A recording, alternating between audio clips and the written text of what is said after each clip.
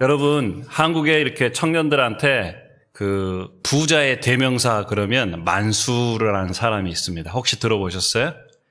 그래서 아랍에미리트의 그 아부다비 왕의 국왕의 둘째 아들이에요. 그래서 이제 말하자면 이제 왕자죠. 그래서 지금 국제 석유 투자 회사의 사장이고요. 영국의 맨체스터 축구팀 아시죠?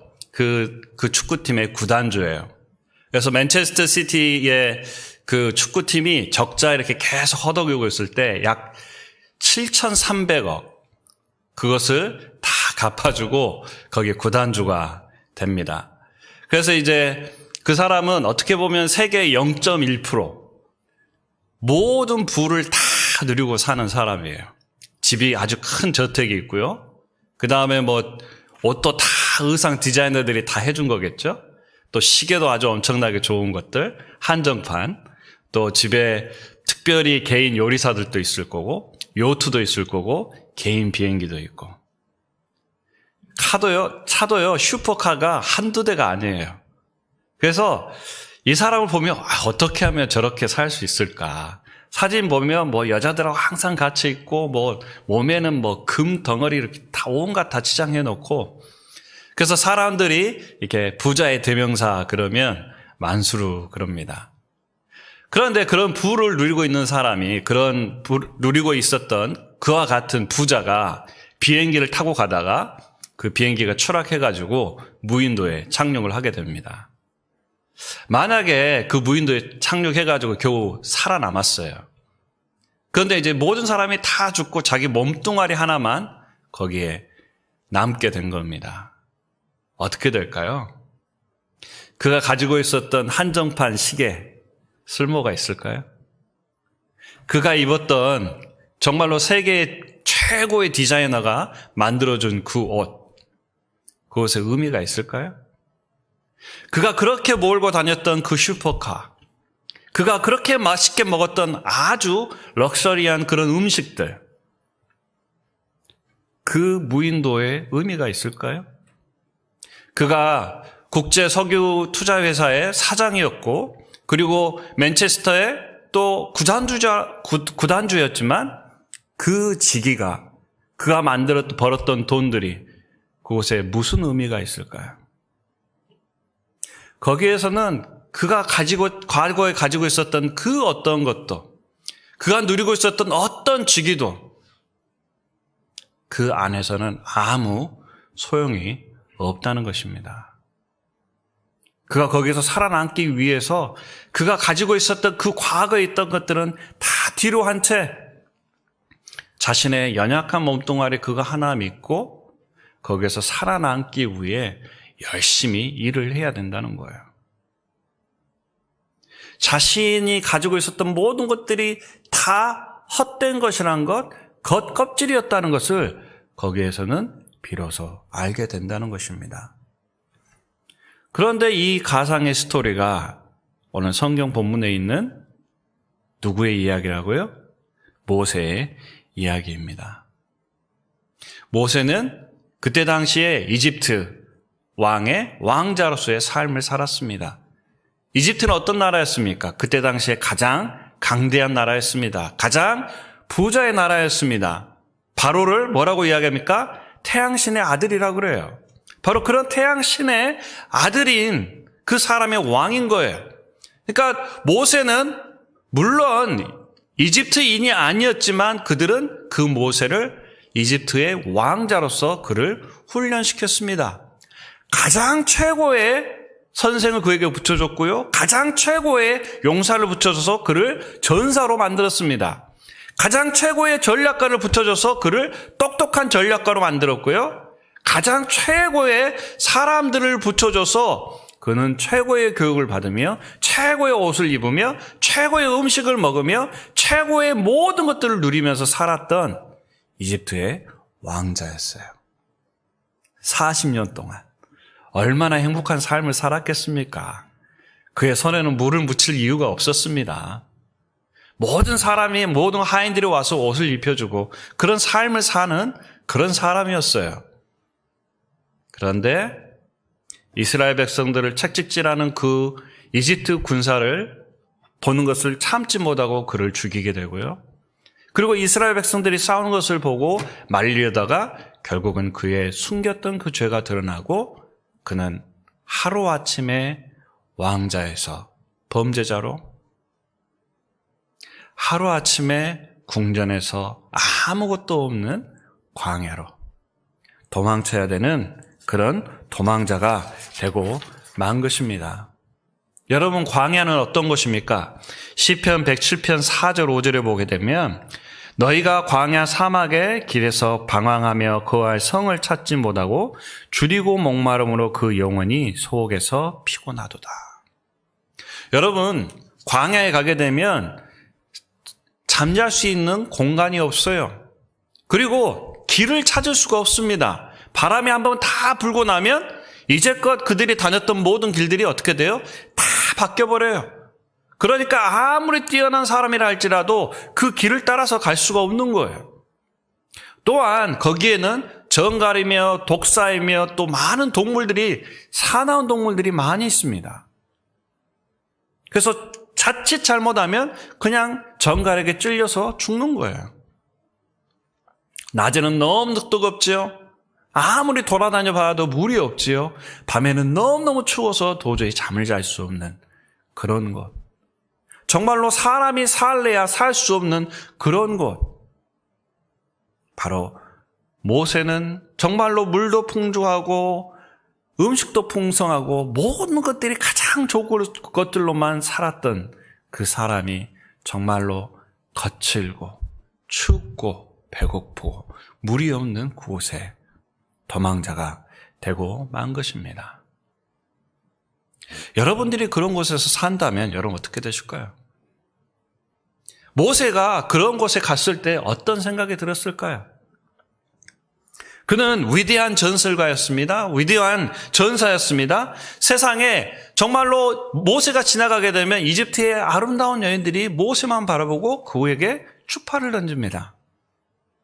하지만 이 광야에는 어느 누구도 그를 전사로, 왕자로, 멋진 미남으로 알아주는 사람이 아무도 없다는 것입니다. 그것은 황량한 광야, 거친 바람, 거친 모래바람들이 그의 얼굴을 스치며 상처를 주고, 그리고 오직 그 근처에는 풀을 더 찾기 위해 소리를 내며, 그리고 더럽고 냄새나는 양들만 그 주변에 맴돌고 있다는 것입니다. 어느 누구도 그를 알아봐 주지 않고요. 어느 누구도 그의 이름을 부르지 않습니다. 어느 누구도 그 도망자에게 다가오지 않는다는 겁니다. 모세는 어떤 감정을 느끼고 있을까요? 얼마나 외로웠을까요? 얼마나 힘들었을까요? 혹시 여러분들도 살다 보면 그런 외로운 감정을 느낀 적 있으시는 않습니까? 아침 새벽에 6시에 일어나셔서 씻고 이제 혼자 아침을 먹습니다. 베이글에 크림치즈 발라서, 아니면 베이컨에 팬케이크, 아니면 국 하나 어제 먹었던 거 밥에다가 이렇게 해가지고 말아서 먹고 전철을 탑니다. 모자를 쿡 눌러 쓰고 팔짱에 이렇게 끼고 사람들 보기 싫으니까 그냥 눈 감고 잠자는 척. 어느 누구에게도 말을 걸지 않습니다. 행여라도 누군가와 눈을 마주칠까 봐 눈을 피하고 시선을 아래에 던집니다. 그리고 일을 다 끝내고 난 다음에 이제 똑같은 그 전철을 타고 집에 돌아오고요. 집에 돌아오면 누가 일 수고했다고 안마해주며 반갑게 마주해주는 사람이 있습니까? 밥이 준비되면 그냥 TV 보다가 가서 자리에서 아무 말 하지 않고 밥 먹는 거예요. 또 여자분들은 또 일하고 돌아오시면 또 밥 차려야 되죠. 또 청소해야 되죠. 빨래해야 되죠. 할 일이 태산같이 많습니다. 어느 누구도 그거 알아주지 않아요. 그리고 밥 먹고 잠깐 TV 또 보다가 성경 보다가 다시 피곤해서 잠자고 그 다음날 아침에 일어나서 갑니다. 혹시 최근에 누가 여러분에게 오셔서 여러분의 눈동자를 찬찬히 마주쳐 본 적이 주신 분이 있습니까? 어떤 분이 여러분에게 찾아오셔서 여러분의 손을 딱 잡고 수고한다고 해주신 분이 있습니까?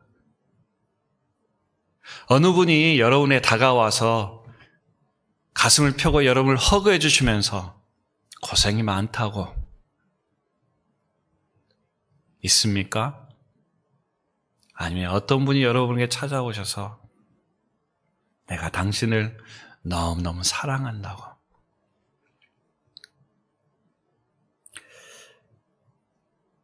우리가 같이 예배드리고 같이 밥을 먹고 같이 살고 있지만 살다 보니까요, 같이 산다고 안 외로운 게 아니더라고요.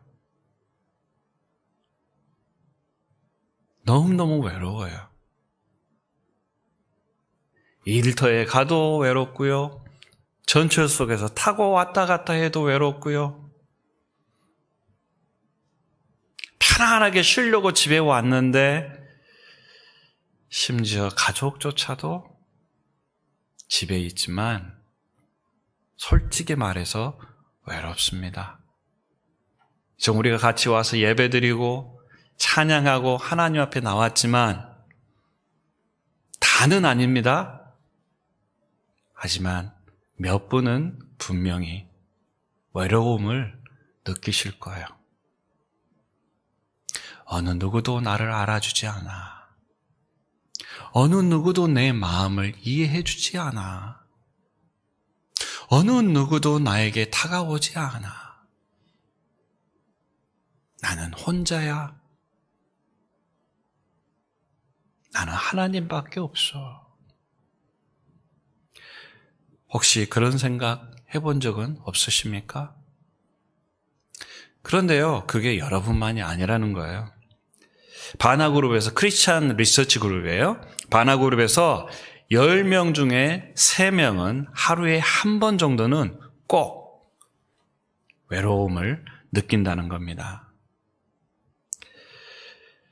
그리고 하버드 리서치에서는 최근에 10명 중에 6명, 특히 젊은 청년들, 그 청년들이 외로움을 그렇게 많이 느끼게 되고 스트레스를 엄청 받는다는 겁니다. 특별히 이번에 한 2년 동안 코비드가 있어가지고 얼마나 외로웠습니까? 얼마나 사람들 보고 싶었지만 만날 수도 없고 행여라도 바이러스 옮길까봐 만나지도 못하고 만나도 마스크 끼고 또 거리를 두고 만지려고 해도 허그를 하려고 해도 악수를 하려고 해도 그게 쉽게 되지 않는 거예요. 얼마나 힘듭니까? 바로 그것이 우리의 삶입니다.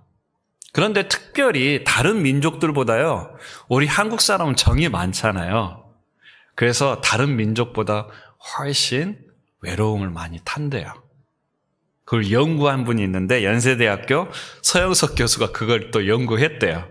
그래서 3가지 이유를 찾았는데 첫 번째 이유가 뭐냐면 다른 사람과 하나됨을 느끼지를 못한대요. 특별히 가정에서, 그리고 아내와 남편 사이에. 그래서 왜 그러냐면 부모님들이 뭐라 그래요? 아들한테 야, 너 이거 해, 저거 해. 너 그렇게 살지 말라 그랬지. 공부해야지. 게임 그만해. 모든 일에 다 간섭하고 모든 일에 간섭하는 거예요. 잔소리.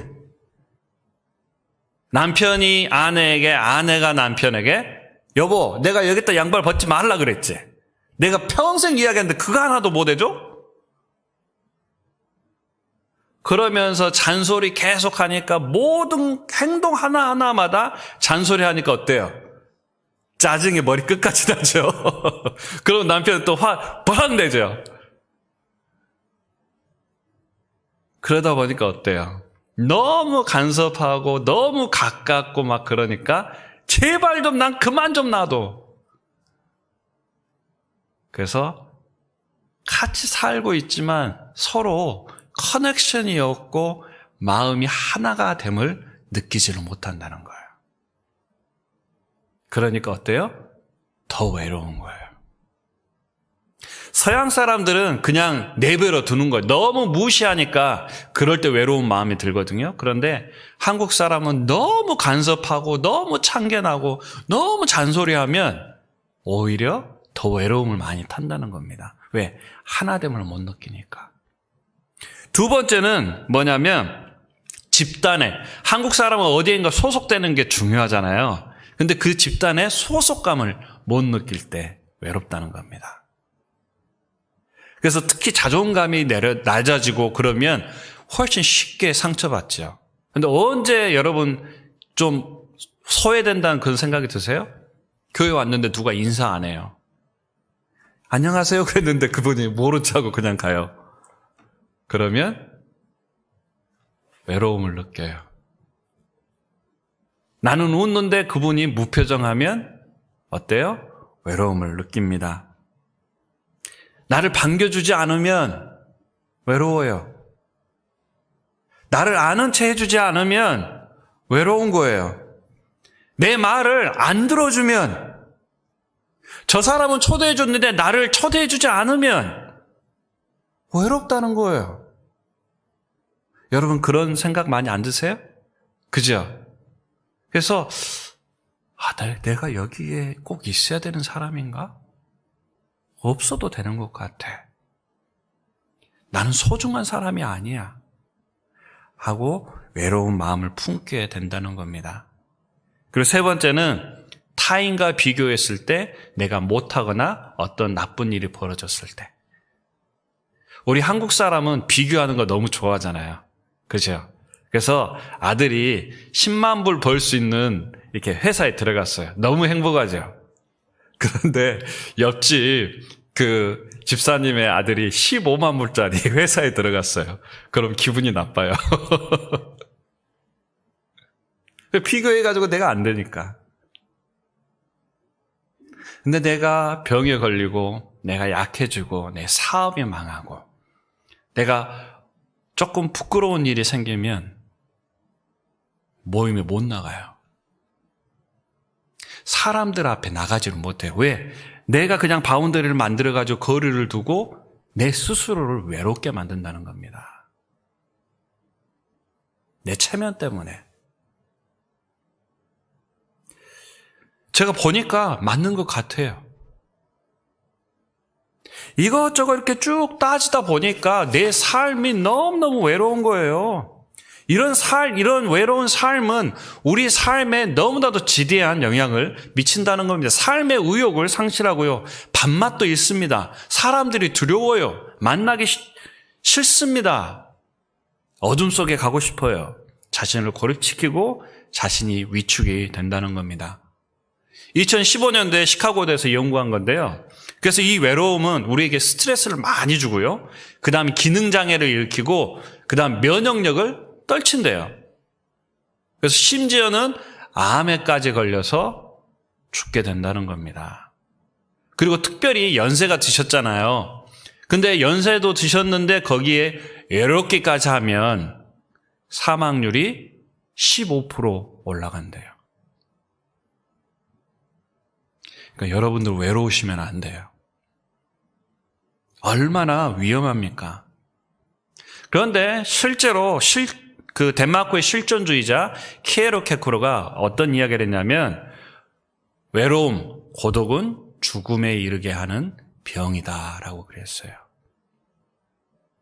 이 외로움은 우리에게 죽음에 이르게 하는 병이라는 것입니다. 그래서 사람들은 그 외로움을 극복하기 위해서 때로는 사람을 만나기도 하고요. 또 뭐 드라마나 또 엔터테인먼트나 또 뭐 스포츠나 또 뭐 많은 것들을 하지요. 잊기 위해서. 또 어떤 분들은 애완견을 키우기도 하고요. 그리고 어떤 분들은 술, 담배, 심지어는 드럭, 그리고 게임, 노름, 거기에 중독이 돼요. 그리고 그 외로움에서 오는 것을 잃기 위해서 어떤 분은 또 일 중독에 빠져가지고 일만 열심히 합니다. 그러면 그 외로움이 사라질까요? 아마 여러분들도 그 외로움에서 벗어나기 위해 많은 노력을 하셨을 거예요. 그런데 그게 안 돼요. 해결이 안 됩니다. 사람을 만나봤지만 오히려 그 사람과 싸우고 서로 상처 주고 끝나요. 그 사람이 나에게 좀 외로움을 없애줄 거라고 생각했는데 오히려 갔는데 그 사람도 외롭고 그 사람도 상처가 많고 화가 많고 내 이야기를 들어주지도 않아요. 그리고 결국은 싸우고 끝납니다. 서로 상처 주고 끝나요. 키에르케고르가 이렇게 이야기합니다. 우리 인간의 절망과 고독으로 인한 자기 상실은 신과의 관계, 하나님과의 관계를 상실한 것과 똑같다고 이야기합니다. 상실한 것에서 옵니다. 그리고 그 고독의 병은 우리가 도저히 인간 스스로는 해결할 수가 없어요. 그러면 언제 그 문제를 해결할 수 있느냐? 그것은 우리를 창조하신 신, 하나님과 친밀한 관계로 연결이 될 때 비로소 그 근본적인 문제가 해결된 줄로 믿습니다. 모세가 광야에서 40년 살면서 어떻게 됐을까요? 아무것도 없는 것. 처음에는 화가 났습니다. 분노가 났습니다. 옛날에 자신의 모든 것들 다 잃어버리고 후회가 됐을 거예요. 내가 그때 그렇게 하지만 않았어도 내가 지금 여기에 있지 않을 텐데. 근데 시간이 점점 지나고 나니까 그 모든 그 과거의 일의 것들이 다 쓸모없는 빈 껍데기란 것을 그는 비로소 안 거예요. 자신이 입었던 그 옷이 자신을 왕자로 만들지 않았습니다. 자신이 배웠던 그 교육이 자신을 왕자로 만들지 않았습니다. 그는 왕자의 옷이 없어도, 왕자의 관이 없어도, 그를 따르는 사람이 없어도 그는 여전히 모세라는 사람이라는 것은 분명한 사실이라는 것입니다. 과거에 그가 무엇을 하였든, 어떤 업적을 이뤘든, 그가 무엇을 가지고 있든 그거는 진짜 모세의 모습이 아니었던 것입니다. 모든 것을 다 내려놓고 자신의 연약함, 자신의 부족함, 그 있는 모습 그대로를 받아들이고 그는 그 자연 가운데 순응하며 자신의 삶을 하루하루 최선을 다해서 그 40년의 삶을 살았던 것입니다. 그의 외모, 직업, 명성 그 아무것도 상관없이 아무 편견 없이 자신의 삶을 그대로 받아들였을 때 모세에게 아주 놀라운 일이 벌어집니다. 2절 여호와의 사자가 떨기나무 불꽃 가운데 그에게 나타나시리니라. 그가 보니 떨기나무에 불이 붙었으나 사라지지 아니한지라. 이에 가로되 내가 돌이켜 가서 이 큰 광경을 보리라. 떨기나무가 어찌하여 타지 아니하는고 하는 동시에 여호와께서 그가 보려고 돌이켜 오는 것을 보신지라. 하나님이 떨기나무 가운데서 그를 불러 가라사대 모세야, 모세야. 그의 있는 모습을 받아들였을 때, 자의 연약함을 받아들였을 때 하나님께서는 친히 나타나셔서 모세의 이름을 부르신 것입니다. 시편 147편 2절 4절에 보면 여호와께서 예루살렘을 세우시며 이스라엘의 흩어진 자를 모으시며 상심한 자를 고치시며 저희 상처를 싸매시는도다. 저가 별의 수요를 계시하고 저희를 다 이름대로 부르시도다. 모세의 상심한 마음을 고치셨습니다. 그의 상처를 싸매주셨습니다. 그리고 하나님께서 모세를 용서하시고 그의 이름을 바로 그 호렙산 떨기나무에서 부르셨다는 것입니다. 모세야, 너는 더 이상 외로운 사람이 아니야. You are not alone anymore. I'm here. 내가 너에게 찾아왔단다. 6절 또 이르시되 나는 내 조상의 하나님이니 아브라함의 하나님이니 이삭의 하나님 야곱의 하나님이니라. 하나님은 모세에게 하나님이 어떤 분임을 소개합니다. 나는 모세 너의 하나님이다. 내가 너를 이 광야에 있을 때 지켜보았다. 내가 너를 안다.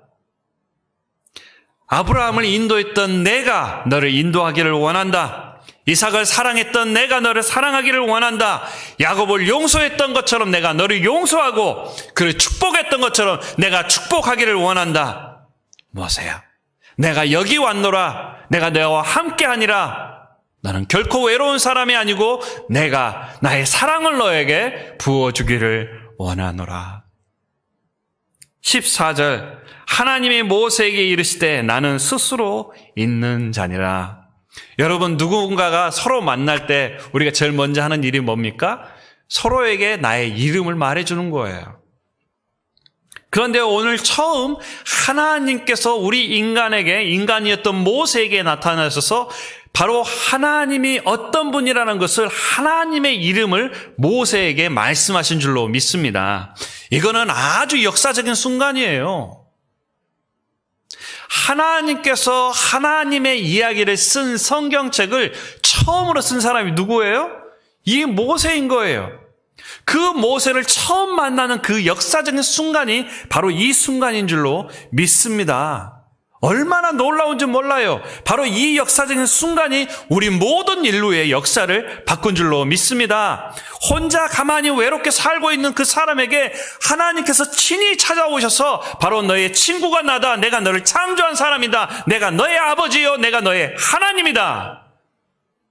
내가 너와 함께하리라. 바로 그 하나님이 그에게 찾아오시고 그의 이름을 말씀해 주신 줄로 믿습니다. 그런데요, 하나님은요, 모세가 가장 최고의 전략가였을 때, 최고의 전사였을 때, 최고의 왕자였을 때, 가장 최고의 위치에 있을 때 하나님은 모세에게 오지 않았다는 거예요. 가장 외로울 때, 가장 연약할 때, 가장 쓸모없다고 생각했을 때, 가장 인생의 밑바닥에 있을 때, 가장 힘들다고 생각했을 때, 바로 그때 주님께서 찾아오신 줄로 믿습니다. 시편 27편 10절 내 부모는 나를 버렸으나 여호와는 나를 영접하리이다. 그의 부모는, 그의 나라는, 그의 백성은 모세를 내쫓았습니다. 버렸습니다. 그러나 하나님께서는 그 죄인을, 그 연약한 목자 그 한 사람, 보잘것없는 그 짐승이나 돌보고 있는 그 한 사람, 그 사람을 있는 모습 그대로 영접하셨다는 것입니다. 오늘 주님을 그 만나는 순간 정말로 그 광야는 하나님의 정원이 된 줄로 믿습니다. 생명력이 가득 넘치는, 정말로 죽음과 그 모든 것들이 다 황량했던 것들이 정말로 모든 생명력이 넘쳐 흐르는 바로 그 하나님의 정원으로 바뀐 줄로 믿습니다. 어느 누구도 그를 받아주지 않았지만 하나님이 그의 든든한 후원자가 되어주셔서 그의 10년 가운데는 자신감과 행복감이 넘쳐났다는 것입니다. 모세는 세상으로부터 단절되어 하나님의 계시는 광야로 나왔습니다. 그리고 그 하나님을 엔카운트, 하나님을 만난 것입니다. 세상이나 사람으로부터 단절되어 외롭고 고통스러운 적이 있으십니까? 아니면 지금 너무 외로운 마음이 있으십니까? 이곳에서 빠져나가기 위해 여러분 몸부림치고 계시지는 않습니까? 그렇다면 오늘 그 순간, 오늘 여러분이 누구인지 한번 깊이 생각해 보기를 원합니다. 나 자신의 이 외로운 모습 가운데 나의 연약함, 나의 부족함, 내가 이뤘던 것, 내가 과거에 가졌던 것 다 뒤로 한 채 여러분 자신을 살펴보시기를 원합니다. 그리고 있는 모습 그대로 받아들이며 그리고 하나님과 연결되기를 원합니다. 바쁜 삶에서 잠깐 물러나십시오. 고통스러운 삶에서 잠깐 멈추십시오. 여러분들이 날마다 타고 다니는 그 전철에서 잠깐 내리십시오. 그리고 주님과 연결되기 위해 주님 앞에 나오십시오. 여러분이 그 외로움에서 하나님을 만날 수 있는 고독, solitude 나오실 때 여러분들은 주님을 만나게 될 줄로 믿습니다. 고독 가운데 그 하나님께 점점 더 가까이 가면 갈수록 그 하나님의 사랑이 여러분의 심령 가운데 들어오고 그 사랑을 가지고 정말로 그들을 내던져버렸던 그 하나님의 백성, 그가 그 나라에 가면 이집트로 돌아가면 다시 죽을 수도 있는 그런 상황이었지만 그 하나님의 사랑을 품고 그 감동을 품고 그 하나님의 능력을 품고 바로 그들의 백성에게 그 백성을 구하기 위해 간 줄로 믿습니다. 오늘 주님을 만나서 하나님에 대한 사랑과 그리고 하나님의 백성에 대한 열정이 여러분의 심령 가운데 나타나기를 원합니다. 제가 외로울 때 쓴 시입니다. 이걸 읽고 제가 마치도록 하겠습니다. 촛불이라는 시인데요. 나는 어둠. 얼마나 오래되었을까? 외로움, 외면, 절망, 눈물. 누구도 찾지 않는다. 누구도 알아주지 않는다. 나의 이름조차 모른다. 어둠 속에서 벗어나기 위한 나의 몸부림. 나를 봐주세요. 소리치며 손을 흔들어 본다. 걷어차인다. 밟힌다. 상처받으며 어둠의 나락으로 죽음의 나락으로 다른 발자국 소리 두렵다. 그러나 다르다. 무언가 따스함이 다가온다. 나에게 찾아온다. 따뜻한 몸은 눈 녹듯 녹고 한없는 눈물을 흘린다. 빛을 흘린다. 그 빛은 어둠을 물리치며 어둠을 향해 뻗어나간다. 어둠 속에 있던 나, 상처 입은 나의 모습, 나의 부끄러움을 빛으로 높은 곳에서 나를 비춘다.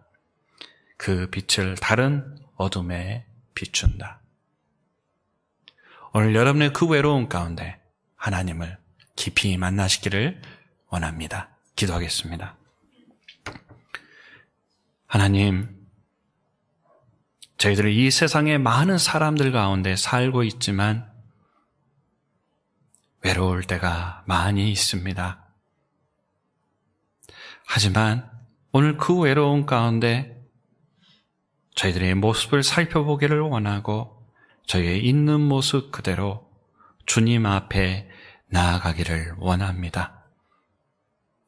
그 불꽃 속에서 모세의 이름을 부르셨듯이 주님 저에게 찾아와 주시고 저의 이름을 기억하여 주시고 저의 이름을 친히 불러 주시옵소서. 저희들을 안아주시고 붙들어 주시고 저희들의 상처를 치유하여 주시고 저희에게 하나님의 끝없는 사랑 부어 주시옵소서. 주님을 사랑하는 마음으로 이웃을 사랑하는 마음의 그 열정이 저희들의 삶 가운데 넘쳐나게 하여 주시옵소서. 예수님 이름으로 기도드리옵나이다. 아멘.